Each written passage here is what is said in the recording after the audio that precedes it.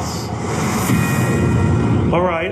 President Obama has talked again and again about trying to be diplomatic with the emergence of Donald Trump and winning the presidential election. But he has also said in a weekend foreign trip that he will speak his mind when necessary to intervene himself when the issues are important enough. Political analyst Amy Holmes on that, what she makes of that. Amy, that would be diametrically opposed to the position, of course, Barack Obama's predecessor, George Bush, took with him, virtually not commenting on anything for much of his 8 years, let alone the first year or so of his administration.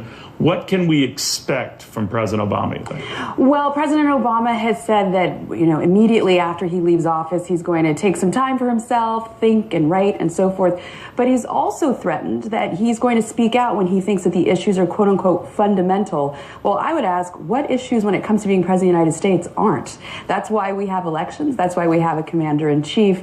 And that President Obama should consider granting the new president the same courtesy that the previous president and presidents before granted him. I would also add that by making these remarks right now, it doesn't do anything to help where we are right now as a country with all of the division and the anger and the vitriol that's going on. Basically, he's helping to fan those flames as well.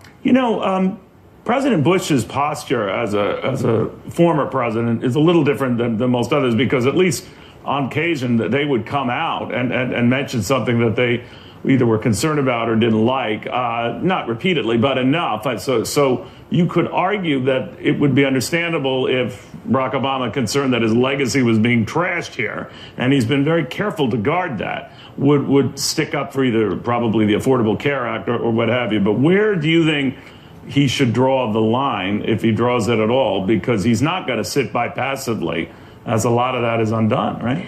Right. Well, I can understand him sort of being the wise old man that Democrats come to, to talk to, get advice about how to move forward and possibly weigh in very strategically. But again, that's also important for President Obama to maintain his legacy, that he doesn't just become another member of the peanut gallery. Yeah, but I thought this wasn't about his legacy. Remember, he said that he's popular enough. This isn't a reflection of the election, wasn't a reflection or repudiation of his policy. Obviously, he deep down feels otherwise, doesn't he? Well, obviously he does. And last week, Neil, he said that he would speak out when he thinks Republicans are doing what he considers something wrong. Well, what does that mean? I mean, we had an election.